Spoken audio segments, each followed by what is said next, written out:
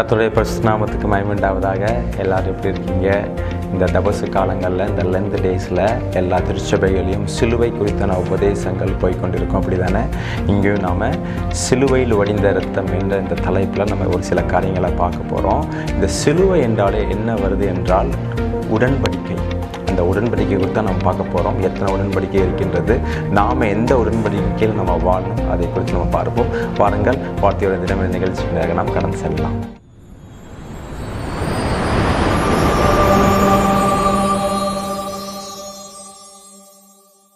ஏசாயா 59:21 உன்மேல் இருக்கிற என் ஆவியும் நான் உன் வாயில் அருளிய என் வார்த்தைகளும் இது முதல் என்றென்றைக்கும் உன் வாயிலிருந்தும் உன் சந்ததியின் வாயிலிருந்தும் உன் சந்ததியின் வாயிலிருந்தும் நீங்குவதில்லை என்று கர்த்தர் சொல்லுகிறார். இது எனக்கும் அவர்களோடு இருக்கும் என் உடன்படிக்கை என்று கர்த்தர் சொல்லுகிறார். This particularly verse is very related to the covenant. இந்த வசனம் உடன்படிக்கைக்கு ஏதுவான ஒரு வசனமாக இருக்கிறது. இந்த உடன்படிக்கையில் ஆண்டவர் என்ன சொல்கிறார்னா, என் வாக்குகளை நான் உனக்கு கொடுப்பேன், உன் சந்ததிக்கு என்னுடைய வார்த்தைகளை கொடுப்பேன். அப்போ உடன்படிக்கை என்றால் என்ன? உடன்படிக்கை என்பது வாக்குறுதிகளை கொடுப்பது தான் உடன்படிக்கை. If there is no promise verse, there is no covenant. வாக்குறுதி இல்லை என்றால் அது உடன்படிக்கை அல்ல. உடன்படிக்கை என்றாலே நான் இந்த பொருளை உங்கள்கிட்ட நான் கொடுக்குறேன், உங்கள்கிட்ட ஒரு சில இது வாங்குறேன், ஒரு வாக்கை கொடுத்து நான் வாங்குறேன். வாக்குறுதியை கொடுப்பது தான் உடன்படிக்கை. அப்போ வேதத்தை நம்ம எப்படி சொல்ல வேண்டும் என்றால், வேதத்தை உடன்படிக்கையின் புஸ்தகம் என்று நம்ம சொல்லலாம். வேதத்துடைய மையம் என்ன? உடன்படிக்கை. உடன்படிக்கைக்குரிய மையம் என்னது? வாக்குறுதிகள். ஹல்லேலூயா. ஸோ வேதத்தில் நிறைய உடன்படிக்கைகள் இருக்கிறது. மனுஷனோடு பண்ணின உடன்படிக்கைகள் நிறைய இருக்கிறது. ஆனால் கர்த்தர் மனிதர்களோடு தேவபுத்திரர்களோடு பண்ணின உடன்படிக்கை 7 இருக்கிறது. மனுஷனோடு பண்ணுற உடன்படிக்கைனா, ஆபிரகாம் அபிமெலேக்கு ராஜாவோடு ஒரு உடன்படிக்கை பண்ணுகிறார். ஈசாக்கு ஒரு சில ராஜாக்களோட உடன்படிக்கை பண்ணுகிறார். தாவீது யோனாத்தானோட உடன்படிக்கை பண்ணுகிறார். அப்போ நம்ம இன்னைக்கு கர்த்தர் நம்மளோடு பண்ணின அந்த 7 உடன்படிக்கைகளை மாத்திரம் நம்ம பார்க்க போகிறோம். 5 உடன்படிக்கை பழைய ஏற்பாட்டில் வருகிறது, 2 உடன்படிக்கை புதிய ஏற்பாட்டில் வருது. அது என்னென்ன உடன்படிக்கைலாம் என்று நம்ம பார்ப்போம். முதலாவது ஆதாமோடு அவர் பண்ணுகிற உடன்படிக்கை. அந்த உடன்படிக்கைக்கு ஆடமிக் கவனன்ட் அப்படின்னு சொல்லுவாங்க. அடுத்து நோவாவோடு பண்ணுகிற உடன்படிக்கை, நோவாய் கவனன்ட். அடுத்து பார்த்தீங்கன்னா ஆபிரகாமோடு பண்ண உடன்படிக்கை, ஆபிரகாமிக் கவனன்ட். அடுத்து பார்த்தீங்கன்னா இஸ்ரேல் ஜனங்களோடு பண்ணுகிற உடன்படிக்கை, அதுக்கு மோசாய் கவனன்ட் அப்படின்னு சொல்லுவாங்க. அடுத்து தாவீதோடு பண்ணுகிற உடன்படிக்கை, அது டேவிடிக் கவனன்ட் அப்படின்னு சொல்லுவாங்க. அடுத்து இதுவும் 5 பழைய ஏற்பாட்டில் இருக்கிற உடன்படிக்கைகள். அப்போ புதிய ஏற்பாட்டில் 2 உடன்படிக்கை. முதலாவது புது உடன்படிக்கை. நசனாகிய இயேசு கிறிஸ்து கல்வாரி சிலுவையில் உங்களுக்காகவும் எனக்காகவும் அந்த புது உடன்படிக்கை பண்ணுகிறார். நாம் இன்னும் அந்த உடன்படிக்கையில் தான் நம்ம வாழ வேண்டும். அது அடுத்தது என்னன்னா நித்திய உடன்படிக்கை, இட்டர்னல் கவனன்ட். அது இன்னும் வரல, நாட் எட் கம். அது வெளிப்படுத்தல் புஸ்தகத்தில் போட்டிருக்குது. அது மணவாளன் ஆட்டுக்குட்டியானுடைய கல்யாணத்தை குறிக்கிற அந்த உடன்படிக்கை. அப்போ இந்த உடன்படிக்கைகளை 2 வகையாக நம்ம பிரிக்கலாம். அதாவது எப்படின்னா single person covenant and double person covenant. அதாவது ஒரு நபர் செய்கிற உடன்படிக்கை, 2 நபர் செய்கிற உடன்படிக்கை. முதலாவது இந்த 2 நபர் செய்கிற உடன்படிக்கை என்னன்னு பார்ப்போம். இப்போ ஃபார் எக்ஸாம்பிள் பார்த்தீங்கன்னா, இப்போ இந்தியா தேசமும் இங்கிலாந்து தேசமும் ஒரு உடன்படிக்கை பண்ணுதுன்னு வச்சுக்கோங்களேன். அப்போ நீங்கள் நல்லா பார்த்துருப்பீங்க, டெலிவிஷனில் நீங்கள் பார்த்துருப்பீங்க, இந்தியா பிரதமரும் அங்கே இங்கிலாந்து பிரதமரும் பார்த்தீங்கன்னா எல்லாம் இந்த அக்ரிமெண்ட்லாம் அவங்க எழுதுவாங்க. என்ன சொல்லுவாங்க? இங்கிலாந்து பிரதமர் சொல்லுவாங்க, நான் ஒரு 100 ஷிப்ஸ் நான் தரேன், 100 ஷிப்ஸ் நான் தரேன் அப்படின்னு சொல்லுவாங்க. அதுக்கு பதிலாக நீ என்ன தரீங்கன்னு கேட்க போது அங்கே இந்திய பிரதமர் சொல்லுவாங்க, நான் ஒரு 100 tons ஆஃப் வீட்ஸ் தரேன், நான் 100 டன்னுடைய கோதுமையை தரேன் அப்படின்னு சொல்லுவாங்க. இந்த 2 பேர் உடன்படிக்கை பண்ண போதும், 2 நபர் பண்ண போதும் என்ன நடக்குதுன்னா, அங்கே ரூல்ஸ் அண்ட் ரெகுலேஷன்ஸ் வருது. திடீர்னு பார்த்தீங்கன்னா இந்த இங்கிலாந்து பிரதமர் சொல்லுவாங்க, நான் 100 ஷிப்ஸையுமே உடனே நான் தரமாட்டேன், ஒன்றா தான் நான் தருவேன் அப்படின்னு இவர் சொல்லுவார். அப்போ அங்கே அந்த இந்திய பிரதமர் என்ன சொல்லுவாங்க, நானும் 100 டன் கோதுமை ஒரேடியாக நான் தரமாட்டேன், ஒரு டன்னாக தான் நான் தருவேன் அப்படின்னு சொல்கிறாங்க. பாருங்க, ரூல்ஸ் அண்ட் ரெகுலேஷன்ஸ் அந்த 2 நபர் உடன்படிக்கையில் அது வருகிறது. அப்போ இங்கே இங்கிலாந்து பிரதமர் அவர் சொல்லுவார் பாருங்க, ஓகே, நான் ஒருவேளை நீங்கள் அந்த 1 டன் கோதுமை எங்களுக்கு வராமல் இருந்துச்சுன்னா இந்த அக்ரிமெண்ட், இந்த கவனன்ட், இந்த உடன்படிக்கை கேன்சல் ஆகும். பாருங்க, அந்த 2 நபர் உடன்படிக்கை செய்ய போதும் அந்த உடன்படிக்கை ரத்து ஆகிற ஒரு சம்பவம் அங்கே நடைபெறுகிறது. It has authority to cancel if the promises won't keep. அந்த வாக்குறுதிகளை அவங்க கடைப்பிடிக்கலாட்டினா அந்த உடன்படிக்கை ரத்து ஆகிற ஒரு சம்பவம் நடக்குது. அப்போ ஒரு நபர் உடன்படிக்கை என்னென்னா, இவன் இந்தியா பிரதமர் வந்து நம்மளை விட கீழ் தேசமாக இருக்க நேபாள், மியான்மர், பர்மா, ஸோ அந்த நாடுகளில் வந்து என்ன பண்ணுறாங்கன்னா ஒரு உடன்படிக்கை பண்ணுறாங்க. நீங்கள் எதுவுமே தர வேண்டாம், நான் உங்களுக்கு ஒரு 100 டன் நான் கோதுமை உங்களுக்கு நான் தாரேன், நீங்கள் எதுவுமே தர வேண்டாம், இது இலவசமாக நான் உங்களுக்கு தாரேன் அப்படின்னு சொல்லுவாங்க. இது வந்து ஒரு நபர் பண்ணுகிற உடன்படிக்கை. இந்த ஒரு நபர் பண்ணுகிற உடன்படிக்கையில் இலவசமாக ஒரு பலமுள்ள ஒரு நபர் ஒரு பலவீனம் உள்ள ஒரு நபர்கிட்ட பண்ணிக்கிறது தான் இந்த ஒரு நபர் உடன்படிக்கை.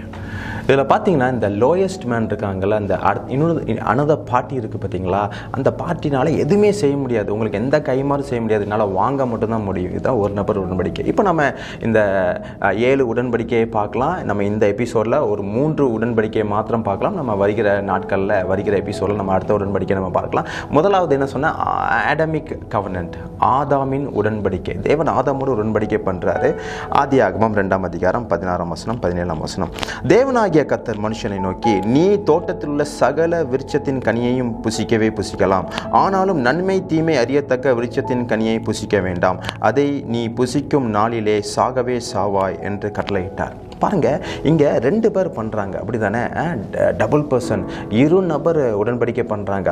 தேவன் ஆதாம்கிட்ட சொல்கிறாரு, நீ எல்லாத்தையும் நீ சாப்பிட்லாம், நீ ஆனால் அந்த நன்மை தீமை அந்த கனியை நீ சாப்பிட்டேன்னா உனக்கு வந்து அதில் சாபம் வரும், கர்ஸ் வரும் அப்படின்ட்டு. ஆனால் பாருங்கள், இந்த ஆதாம் ஏவாளால் அந்த உடன்படிக்கையை கடைப்பிடிக்க முடிந்ததா? they transgress, right? அவங்க அந்த இதை மீறினாங்க, அந்த உடன்படிக்கையை அவர்கள் மீறினார்கள். ஹோசியா 6ஆம் அதிகாரம் 7ஆம் வசனம். அவர்களோ ஆதாமை போல உடன்படிக்கை மீறி அங்கே எனக்கு விரோதமாய் துரோகம் பண்ணினார்கள். பாருங்க, இந்த உடன்படிக்கையில் ஒரு மீறுதல் வந்துச்சு. இந்த மீறுதல் வரப்போது என்ன ஆகும்? அந்த உடன்படிக்கை ரத்தாகும். அந்த உடன்படிக்கையில் ஒரு சாபம் வரும். இதுதான் இரு நபர் உடன்படிக்கை. அடுத்ததாக தேவன் யாரோடு பண்ணுகிறார்? நோவோடு பண்ணுகிறார் நம்ம பார்த்தோம், அப்படி தானே? நோவோடு எப்படி பண்ணுறாரு? ஆதியாகமம் 8ஆம் அதிகாரம் 21ஆம் வசனம். ஆதியாகமம் 8:21.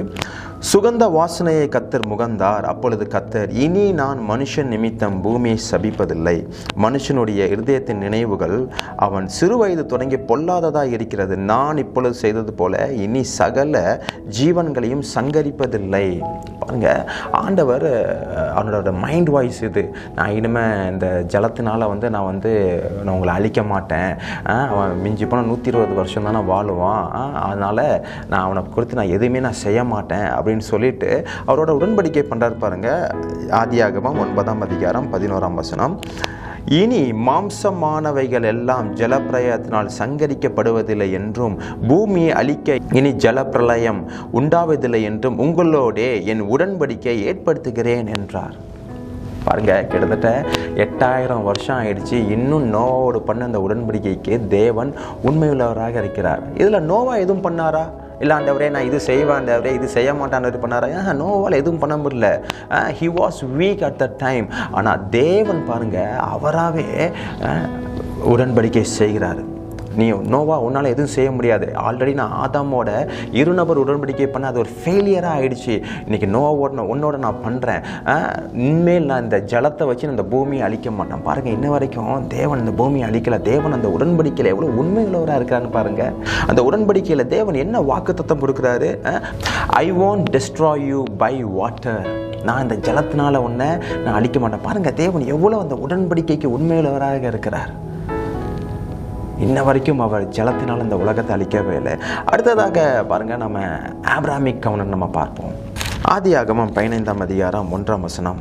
இந்த காரியங்கள் நடந்த பின்பு கர்த்தருடைய வார்த்தை ஆபிரகாமுக்கு தரிசனத்திலே உண்டாகி, அவர், ஆபிரகாமே நீ பயப்படாதே, நான் உனக்கு கேடகமும் உனக்கு மகா பெரிய பலனுமாய் இருக்கிறேன் என்றார். பாருங்க, இந்த உடன்படிக்கையினாலே நான் என்ன சொன்னேன்? வாக்குறுதிகளை கொடுக்கிறது தான் இந்த உடன்படிக்கை. ஆண்டவர் இந்த ஆபிரகாமோட இந்த 15ஆம் அதிகாரத்தில் ஒரு உடன்படிக்கை ஏற்படுத்த போகிறார். அதற்கு முன்பாக ஒரு வாக்குறுதிகளை அவர் கொடுக்கிறார். நான் உன்னை பெரிய ஜாதியாக்குவேன். அவனுக்கு குழந்தையே இல்லை, அவனை பெரிய ஜாதியாக. உடனே ஆபிரகாமுக்கு ஒரு கியூரியஸ் ஆயிடுச்சு, அப்படி தானே? அவன் ரொம்ப ஒரு சுறுசுறுப்பாக சில காரியங்களை செய்கிறார். என்னன்னு பார்ப்போம். அதே ஆதியாகமம் 15ஆம் அதிகாரம் 8ஆம் வசனம் 9ஆம் வசனம். அதற்கு அவன், கர்த்தராகிய ஆண்டவரே, நான் அதை சுதந்திரித்துக் கொள்வேன் என்று எதினால் அறிவேன் என்றான். அதற்கு அவர், 3 வயது கிடாரையும் 3 வயது வெள்ளாட்டையும் 3 வயது ஆட்டுக்கடாவையும் ஒரு காட்டுப்புறாவையும் ஒரு புறா குஞ்சையும் என்னிடத்தில் கொண்டு வா என்றார். பாருங்க, அங்கே ஒரு உடன்படிக்கை தேவன் ஆபிரகாமோடு பண்ண போகிறார். அப்போ இந்த தேவன் சொல்றாரு, இந்த மாதிரி இந்த அனிமல்ஸ் அண்ட் பேர்ட்ஸ் எல்லாம் நீ கொண்டு வா அப்படின்னு சொன்ன உடனே இவர் என்ன பண்றாரு பாருங்க, இவர் எவ்வளவு கியூரியஸா இருக்காரு பாருங்க. இந்த ஆபிரகாம் ஐயா, இந்த 10வது வசனம், அவன் அவைகளை எல்லாவற்றையும் அவரிடத்தில் கொண்டு வந்து அவைகளை நடுவாக துண்டித்து துண்டங்களை ஒன்றுக்கொன்று எதிராக வைத்தான், பட்சிகளை அவன் துண்டிக்கவில்லை. ஆண்டவர் கொண்டு வான்னு தான் சொல்றாரு. ஆனால் இந்த ஆபிரகாம் ஐயா எல்லாத்தையும் கொண்டு வந்து, ஏன்னா இஸ்ரேல் நாட்டில் ஒரு எப்படி உடன்படிக்கை செய்வாங்கன்னா, மிருகங்களையும் இந்த பறவைகளையும் நடுவாக துண்டித்து அப்படியே வச்சிருவாங்க. ஸோ அப்படி தான் உடன்படிக்கை செய்கிறார்கள். இவர் ஆல்ரெடி என்ன பண்ணுறாரு, இந்த எல்லாத்தையும் வெட்டிட்டு நடுவாக துண்டிச்சு எல்லாத்தையும் அங்கே வச்சாச்சு. ரெடியாக இருக்கிறாப்புல, ஆண்டவரே நீங்கள் நடந்து வாங்க, நானும் நடந்து வரேன், நம்ம 2 பேரும் சேர்ந்து இந்த உடன்படிக்கை பண்ணுவோம் அப்படின்ட்டு. இருநபர் உடன்படிக்கை நம்ம பண்ணுவோம், டபுள் பர்சன் கவர்னன்ட் நம்ம பண்ணுவோம் அப்படின்ட்டு. ஆனால் பாருங்க, நம் தேவன் இரக்கத்தில் ஐஸ்வர்யம் உள்ள தேவன். அவருக்கு நல்லாவே தெரியும், நான் உன்னோட பண்ணுறேன், ஆனால் நீ என்னோட பண்ணுறேன்னா அது வந்து ஒரு சாபமாக ஆயிடக்கூடாது. ஆண்டவர் அவருக்கு ஒரு ஆழ்ந்த நித்திரையை வரவழைத்தார் பாருங்களேன். அதுக்கப்புறம் ஆண்டவரே சிங்கிள் பர்சனாக அந்த உடன்படிக்கை ஆபிரமோடு பண்ணுகிறார். ஆதியாகமம் 15ஆம் அதிகாரம் 17-18. சூரியன் அஸ்தமித்து காரிருள் உண்டான பின்பு இதோ புகைகிற சூளையும் அந்த துண்டங்களின் நடுவே கடந்து போகிற அக்னி ஜுவாலையும் தோன்றின. அந்நாளிலே கர்த்தர் ஆபிரகாமோட உடன்படிக்கை பண்ணி, பாருங்க, புகைகிற சூளை, இதை தான் மேகஸ்தம்பம் அப்படின்னு நம்ம சொல்லுவோம். அக்கினி ஜோலை, இதை தான் அக்கினி ஸ்தம்பம்னு சொல்லுவோம். பாருங்க, ஆண்டவராகிய இயேசு கிறிஸ்து அந்த துண்டங்கள் நடுவிலே, ஆபிரகாம் நீ என்னோட உடன்படிக்கை பண்ணாத, நான் உன்னோட உடன்படிக்கை பண்ணுகிறேன், உன்னுடைய சார்பாகவும் நான் நடந்து போகிறேன், என்னுடைய சார்பாக மேகஸ்தம்பாகவும் நடக்கிறேன், உன்னுடைய சார்பாக நான் அக்னி ஸ்தம்பமாக நான் நடந்து போகிறேன். இது 2 நபர் உடன்படிக்கை, 1 நபர் உடன்படிக்கை, சிங்கிள் பர்சன் உடன்படிக்கை. அதுக்கு அடுத்துள்ள வசனத்தை நீங்கள் பார்த்தீங்கன்னா ஆண்டவர் வாக்குறுதியை கொடுக்குறாரு பாருங்க. எகிப்து நதி துவங்கி ஐப்ராத் நதி என்னும் பெரிய நதி மற்றும் கேனியர், கெனேசியர், கத்மேசியர், ஏத்தியர், பெரிசியர், இந்த எல்லா தேசங்களையும் உனக்கும் உன் சந்ததிக்கும் நான் கொடுத்தேன் என்றார். பாருங்க, இந்த எல்லா தேசத்தையும் உனக்கு கொடுக்குறேன். ஆபிரகாம் எதுவும் பண்ணி அவர் இந்த உடன்படிக்கையை பெற்றுக்கொண்டார்? ஆபிரகாமால் எதுவுமே பண்ணலை. ஆண்டவர் இலவசமாக கொடுக்கிற தேவன். இந்த தனிநபர் உடன்படிக்கையில், இந்த 1 நபர் உடன்படிக்கையில் தேவன் இலவசமாகவே கொடுக்கிறார். பொதுவாக தேவன் உடன்படிக்கை பண்ணுகிறது எல்லாமே பார்த்தீங்கன்னா இந்த சாயந்தரம் வேலையில் தான் இருக்கும். ஆனால் மனுஷன் பண்ணுகிற உடன்படிக்கை தான் காலை வேலையில் இருக்கும். தாவீது யோனாத்தனோடு, அபிமெலேக்கு ராஜா ஆபிரகாமோடு பண்ணுகிற உடன்படிக்கைலாம் காலை வேலையில் இருக்கும். ஆனால் தேவன் பண்ணுகிற உடன்படிக்கையெல்லாம் இந்த சாயந்தரம் வேலையில் இருக்குது. பிரியமானவர்களே, பாருங்க, ஆண்டவர் God alone passed between the parts of sacrifices. எரேமியா 34ஆம் அதிகாரம் 18ஆம் வசனம். எரேமியா 34:18. என் முகத்துக்கு முன் பண்ணின உடன்படிக்கையின் வார்த்தைகளை நிறைவேற்றாமல் என் உடன்படிக்கையை மீறின மனுஷரை நான் துண்டங்களின் நடுவாக கடந்து போகும்படி அவர்களை 2ஆக துண்டித்து கன்றுக்குட்டிகளைப் போல ஆக்குவேன். இதனால தாங்க ஆண்டவர் அவரே கடந்து போகிறார். ஒருவேளை ஆபிரகாம் கடந்து போயிருக்கலாம், ஆனால் நாளைக்கு இந்த காரியங்கள் ஆபிரகாமால் கடைபிடிக்க முடியவில்லை என்றால் ஆபிரகாமையும் நடுவாக வெட்டி அந்த துண்டங்களில் வைக்கணும். இதுதான் இஸ்ரேல் நாட்டோடைய ஒரு உடன்படிக்கையின் சட்டமாக இருக்கின்றது. If they fail to keep the word, அவங்க வாக்குறுதிகளை அவங்க நிறைவேற்ற முடியலாட்டினா அவங்களும் இந்த அனிமல்ஸ் மாதிரி, இந்த விலங்கு மாதிரி நடுவாக வெட்டி, பாருங்கள் எவ்வளோ ஒரு கொடூரம் பாருங்கள். அதனால தான் ஆண்டவர் சொல்கிறாரு, God promises to Abraham, not Abraham. எவ்வளோ ஒரு கருணையுள்ள தேவன் பார்த்தீங்களா? இன்னைக்கு ஆபிரகாம் பண்ணின அந்த உடன்படிக்கை இன்ன வரைக்கும் நம்மகிட்ட இருக்குது பாருங்கள். நம்ம எல்லாமே இன்றைக்கி சொல்லலாம், நம்ம ஆபிரகாமுடைய குமாரன், ஆபிரகாமுடைய குமாரத்தை. பாருங்கள், இன்றைக்கும் தேவன் அந்த வாக்கில் உண்மையுள்ள தேவனாக இருக்கிறார். கலாத்தியால சொல்லப்பட்டது போல் ஆபிரகாமுடைய எல்லா உன்னத ஆசீர்வாதங்களும் நம்ம பெறும்படியாக இந்த தேவன் அன்றைக்கு ஆபிரகாமோடு பண்ண உடன்படிக்கை பாருங்கள். இன்றைக்கி புறஜாதியார்களாகிய நம்மளை தேவன் எவ்வளோ அதிகமாக ஆசீர்வதித்திருக்கிறார். எவ்வளோ ஒரு மேன்மையான உடன்படிக்கை. The covenant of grace came from the generous heart of God, my friend. பிரியமானவர்களே, தேவன் ஆபிரகாம் மூலமாக நம்மளையும் அவர் ஆசீர்வதிக்க வல்லமையுள்ள தேவனாக இருக்கிறார். வருகிற எபிசோடில் நம்ம பார்ப்போம் அடுத்து என்னென்ன உடன்படிக்கை இருக்கிறது. இஸ்ரேலோடு பண்ண உடன்படிக்கை, தாவீதோடு பண்ண உடன்படிக்கை, புது உடன்படிக்கை என்றால் நாம் எப்படி வாழணும், நம்ம எந்த உடன்படிக்கையின் கீழ் நம்ம வாழணும், இந்த உடன்படிக்கையோட நன்மைகள் என்ன, ஏராளமான நன்மைகள் இருக்குது பிரியமானவர்களே. அதையெல்லாம் நம்ம வருகிற வீடியோவில் பார்க்கலாம். Until then, bye from Dimal.